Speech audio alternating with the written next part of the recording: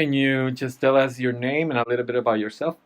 I'm Theresa Mitchell. I'll be 60 this year, and I'm a volunteer here at KBOO Radio. I'm also a retired Trimet driver. That's something I really wanted to know more about, and I wanted to ask you a few questions about that, if All that's right. okay. How long were you a TriMet driver? I started at Trimet in 1999, and I worked till 2016, so 17 years. Oh wow, that's a long time to work driving a bus. It is. 17 years. What was your experience like before that? I had worked for the school district before that. I had not transitioned when I worked for the school district. I was glad to have the work. At what point in your life did you transition? I transitioned in 2001. I had been working for Trimet for 2 years. I wrote them a letter and told them that I was going to do it. How did they react? How did they treat you after that, as far as like the company itself? Well, that was 2001, so it was quite a while ago. And they reacted, I would say, under the conditions and at the time, they reacted pretty professionally.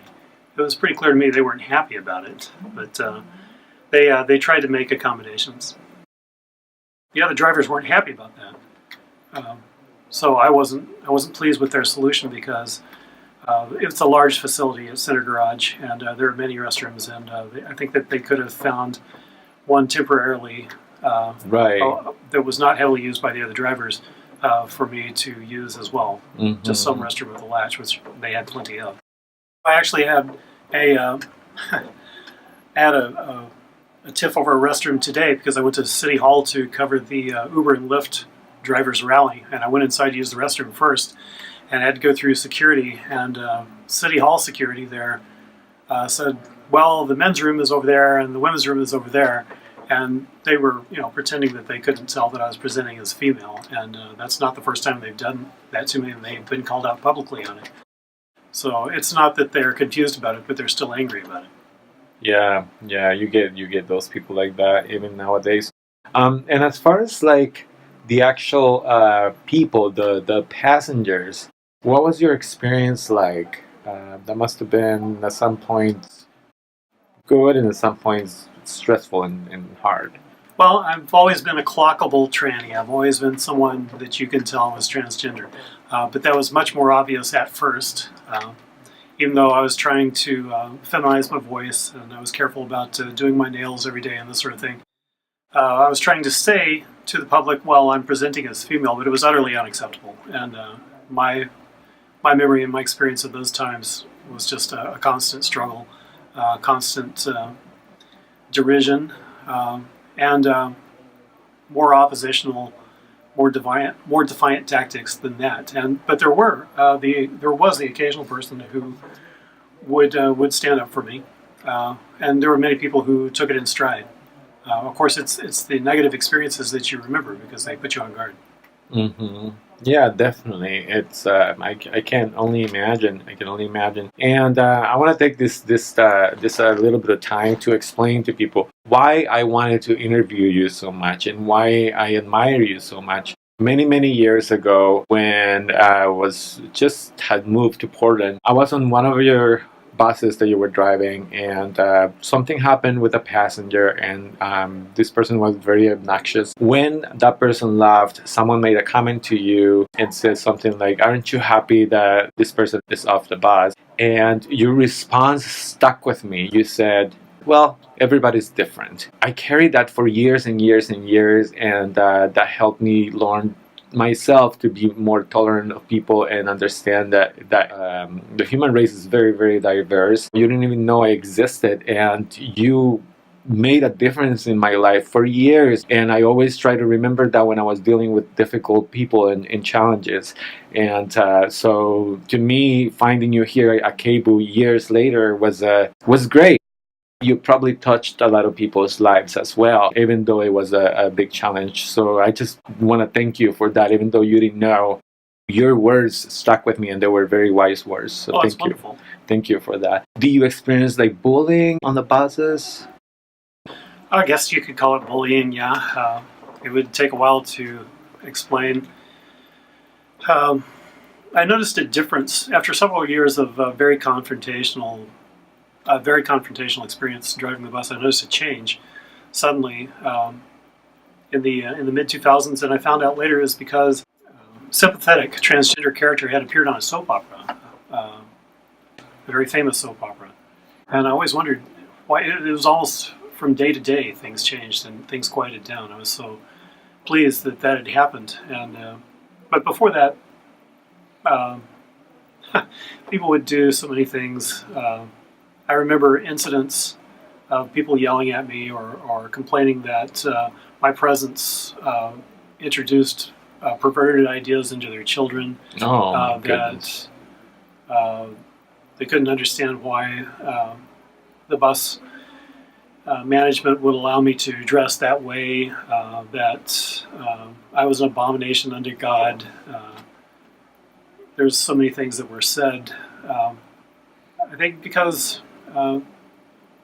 this is an alienated society in a lot of ways. This is a hierarchical society, and people are trying to deal with that in various ways. And when they see someone that they perceive as being absolutely different, defiant, bizarre, the temptation for a lot of people is to clamp down on that one person and to take out frustrations that they actually feel because their own role is restricted. And also, I think because they don't, people tend to hate what they don't understand, but they don't take the time to learn about what they hate to be able to understand it. And or a lot of people are afraid of what they don't understand, and they express it with hate like that. And as far as like the respect, as far as like if you were, someone was being unsafe or something, do you experience that they would respect you less because you were trans? I tried to learn to deal with that just by speaking in general terms and not making it confrontational, which is good advice anyway. I learned a lot being a bus driver. It affected my psyche. I think it improved my being in a lot of ways because there were a lot of things that a lot of kinks in my psyche that I needed to work out. Can you tell me of like a positive memory, anything that maybe stuck out, something that happened that you liked? Relating to transgenderism, perhaps? Relating to like driving the bus and being as a transgender driver. So many. There were people that I was glad to see, people who would talk to me. I remember a woman, when she was shopping, she would occasionally give me an ice cream popsicle. Oh. just to be thoughtful. I remember a woman who was lost because she only spoke Russian and had gotten off and had that terrified look on her face as she went in the wrong direction for block after block. And I probably know only a few words of Russian, but I said, "Get to her where?" And she was so happy, and then started writing things down. I was able to figure it out from the Cyrillic. That's awesome. And then I would see her for years after that, and she also would give me things. I mean, it's funny the things she would give me. She'd give me a little package of pasta or something like this. Oh, that's just sweet. a little gesture to show that she was grateful. How long ago did you retire? I retired in June 17th, 2016. So I've been retired for almost 2 years now, and I highly recommend it. What do you do on like a typical day, like on a regular day? Well, first I sleep in. Oh, good. I like to volunteer at KBOO. Today I went into the newsroom and edited a piece that I put together from talking to Uber and Lyft drivers at City Hall. They're having a rally. They're trying to get some respect, and I wish them a lot of luck because Uber and Lyft sure as hell aren't going to give it to them without a fight.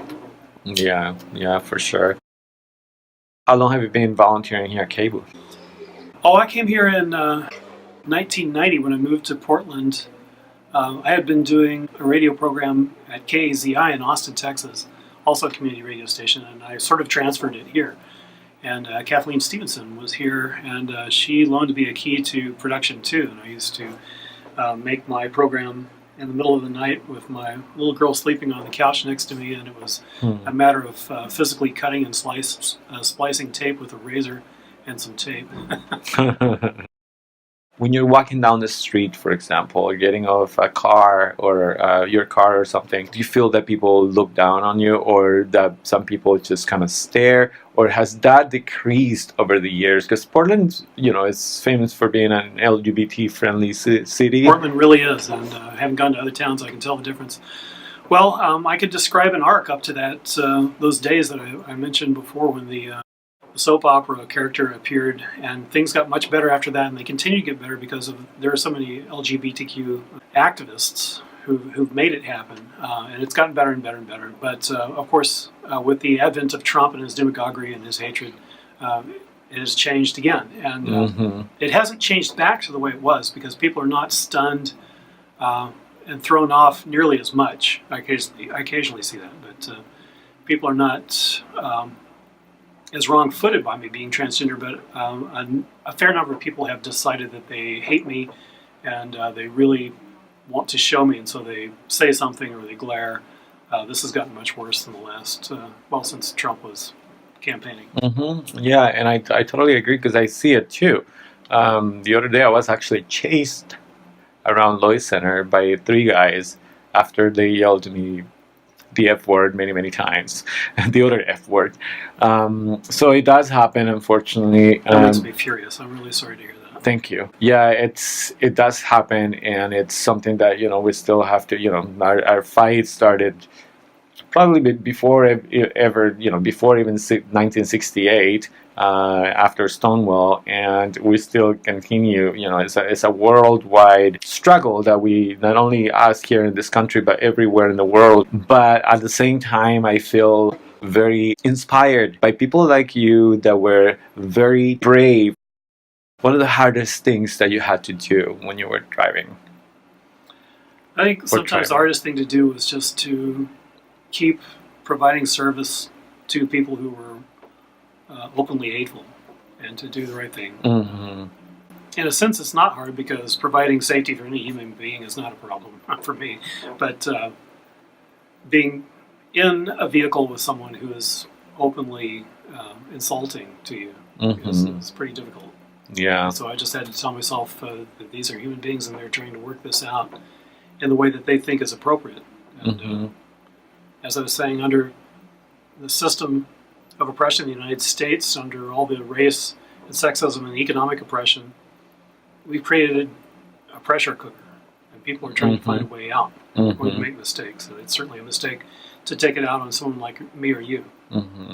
I really want to thank you because I believe that exposure is very important. The more people see us out there, the more people see that we're just regular human beings. And by you driving that bus daily, you helped. I think that in a way you paved the way for other trans people. It's people like you that make a difference, that make the world better by showing such courage and such strength. Well, thank you, but it's still on the shoulders of previous activists, from Sylvia right on up. True. It's kind of like a torch that each generation kind of like takes over and carries and continues to try and make a difference. What advice could you give young trans people? Form a family around you, however you want to form it. Do right by them. Always be there for them. That's how you survive. That's excellent advice. I want to thank you so much for this time and for all your wisdom and for sharing all that stuff that is probably very hard to talk about still. Theresa, again, thank you so much. You are a great person, and I look forward to working with you more. You're welcome. Thanks, Adam. Thank you. When someone tries to bring you down, it's because they're already down. Let them laugh, maybe that'll lift them up.